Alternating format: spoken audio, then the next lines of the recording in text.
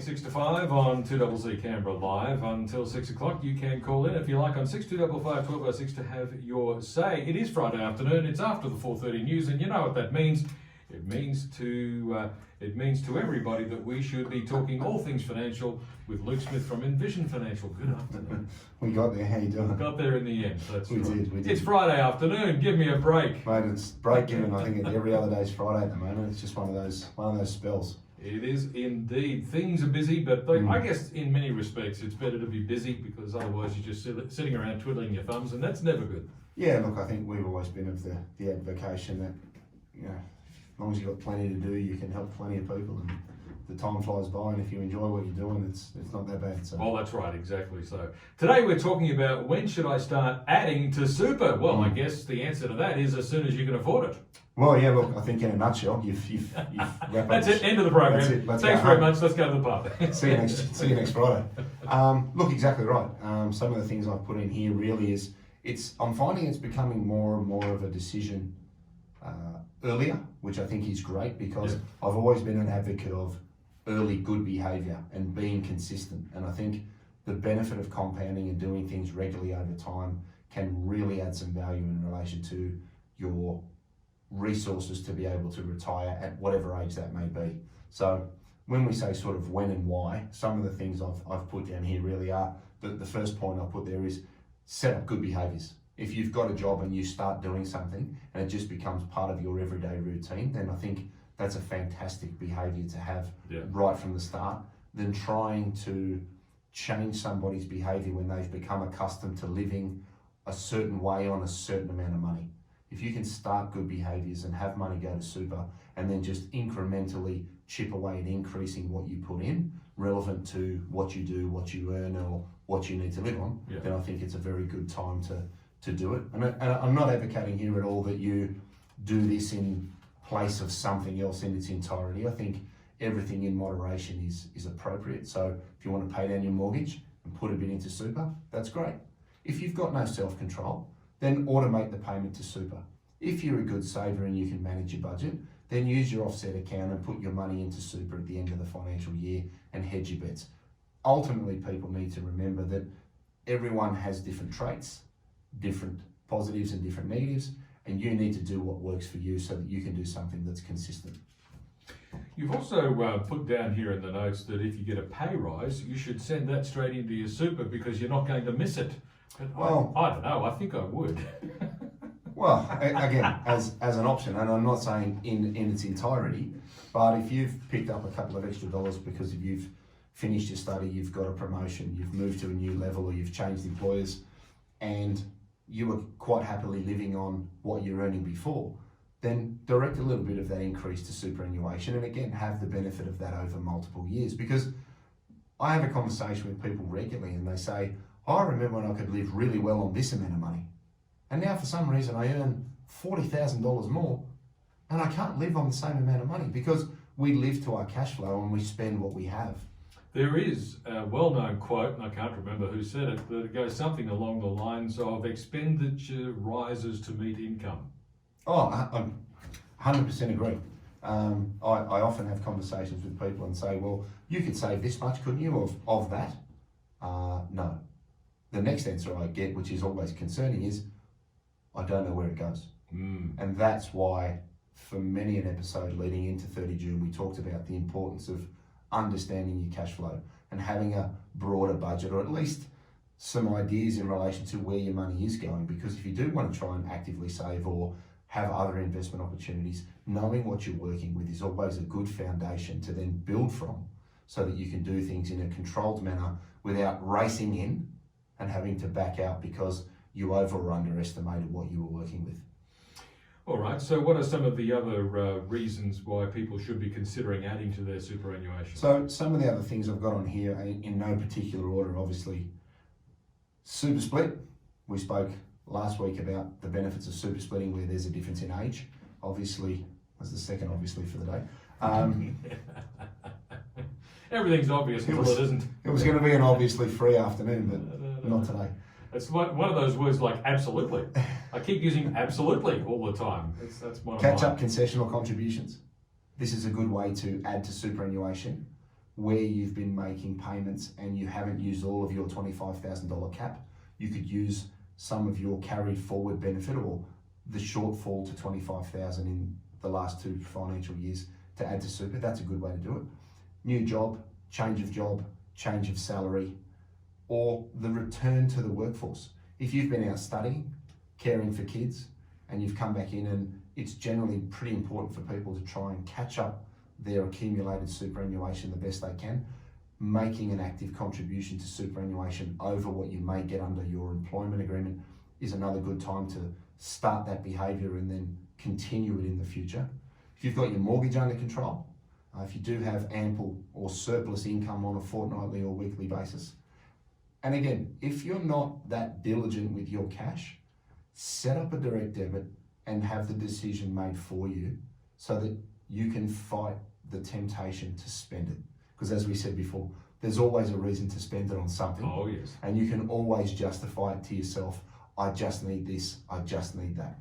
When we all really know that that's hogwash and it's all discretionary at the end of the day. Well, as somebody else once observed, it's very easy to confuse your needs with your wants. Oh, look, exactly right.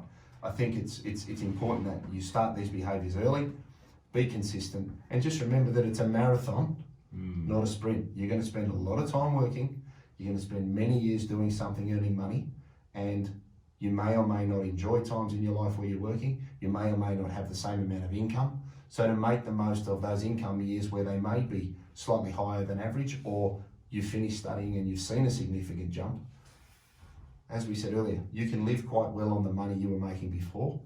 A $20, $30, $40, $50,000 pay rise is not going to go and change your lifestyle that much, provided $50,000 pay rise, I could make quite a few changes with that. provided that you think about the end at the start. Start with the end in mind, and I'm yet to meet anybody that says, I'm really glad I saved all that money for retirement, and what am I going to do with all this cash?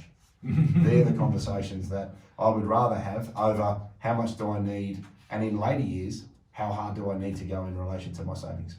Indeed. Now, you mentioned a mortgage a minute ago. You said if you've got your mortgage under control. I guess, although I started off the conversation by talking about as soon as you can afford to, as being when you should consider putting extra money into your superannuation, I suppose a key moment in anybody's life is that magical moment when you've actually paid your mortgage off. All of a sudden, there's a big monthly commitment there you don't have to meet anymore. That'd be a golden opportunity, wouldn't it? Well, you would think so. And what I actually find is, I agree with you, it's a wonderful opportunity to be able to then redirect to your savings program, your super, your investment assets, your shares, your properties, whatever it is you may be doing to try and build your wealth. But I actually find that it becomes more dangerous. Oh, really?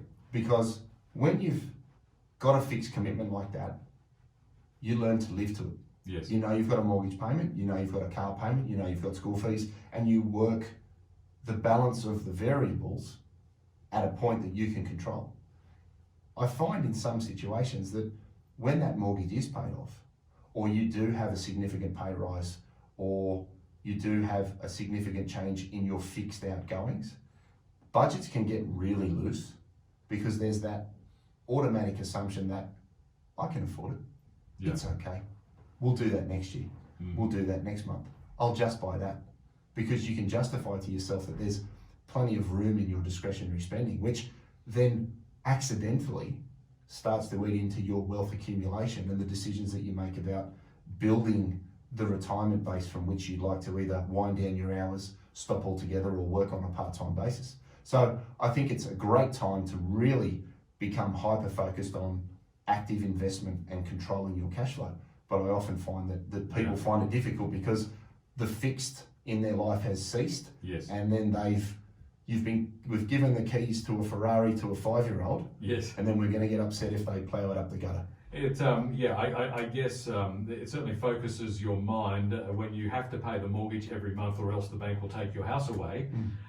You certainly develop a degree of discipline about making that payment. Yeah, and I think it comes back to what you said before about the need and the want. Yeah, exactly. We need to make a mortgage payment, even if we don't want to. Exactly. Now, I guess in some respects this should be obvious, but what are the benefits of adding to your super early? By obvious, I mean, well, of course, you'll have more money in your super. Well, that's you're spot on. The benefit of compounding with superannuation is not to be discounted. Obviously, there's a third one. For younger people, they have a significant amount of working life in front of them. Yeah. And what we need to remember is that superannuation is concessionally taxed at a rate of 15%. But for a lot of people, that will be less than their marginal tax rate, depending on what they earn and what they do. So investing inside of superannuation is advantageous from a tax perspective. Starting now and taking advantage of legislation can be advantageous as well, because we don't know where the rules could go. Yeah. You know, when I started in the industry, you could put $100,000 into super and claim 100% of that as a tax deduction. Now it's $25,000.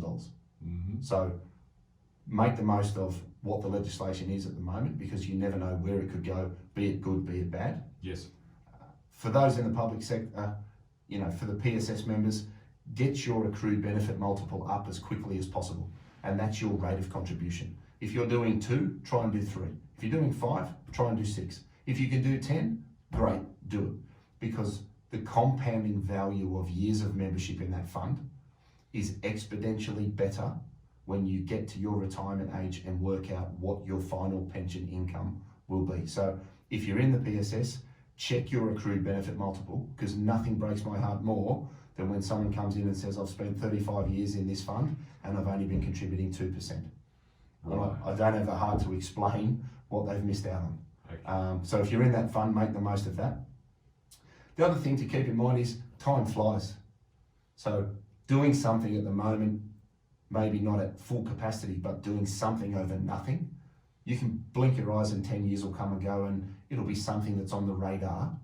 A lot like when I ask people if they have a will and enduring power of attorney. And the answer I normally get is, I've been meaning to do that since the kids were born. Oh, of course. And I said, well, how old are your kids? And they go, 40. Yes. So do something while you're thinking about it, and then manipulate the number over time, but do something now rather than later. And obviously a big advantage of putting money into super is the tax deductibility of it. Yes. If you can pay 15% tax on a portion of your earnings, as opposed to 32%, 34%, 39%, 49%, whatever your adjusted taxable income may end up being, make the most of the legislation, because the carried forward rules only allow you to push forward for 5 years. And if your super's over $500,000, you can't use it at all. So making the most of the $25,000 threshold each year is vitally important, because you may not get a chance to catch it up depending on what you have in super, and obviously, for the fourth time, the number of years that you will be contributing to your fund. Absolutely. Now, I know you've already mentioned this, but I think obviously, and if I can use that word obviously, one of the key benefits of contributing extra money to your super early is the benefit of compounding over time. Correct. Which means you put in a little bit today, and 20 or 30 years later, it actually makes a very big difference. You're exactly right, and that's why I say I'm a big advocate of good, consistent behaviours, because over time, compounding will be your best friend. And in the concessionally taxed environment, that can even accelerate the total amount of return that you could expect to receive compared to something in your own name. And it's something that it's very hard to go past, but do things in moderation. I'm not advocating one over another. If you need to pay your mortgage, pay your mortgage. Yeah. If you can afford to put into super, do that, but find a happy medium for yourself. It's about 10 minutes to 5 now. 2CC Canberra live until 6 o'clock. Back with more with Luke Smith from Envision Financial in just a moment.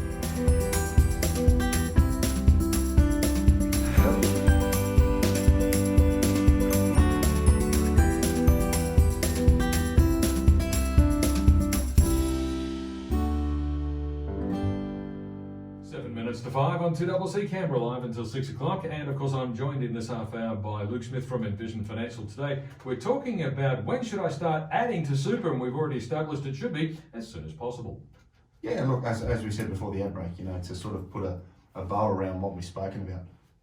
Build up your offset account on your home loan, and either make a contribution before June and do something over nothing, or set up some salary sacrifice if your self-control is not the greatest, and have that taken out by your employer, so that we address the need and want scenario we spoke about before the break. If it's taken out and it's out of sight, out of mind, I'm a big advocate of that because it removes the temptation and it removes the justification that after 3 or 4 wines you can tell yourself that I can do whatever. eBay shopping, yes, I know. Exactly right. Use the catch-up legislation. If you haven't already, think about that because that is a really, really powerful piece of legislation for the people that have come back into the workforce, have been caring for little ones, or have moved from potentially a salaried environment to a contracting environment where they could have seen a significant increase in their remuneration. So use the catch-up legislation where you can. Do more sooner.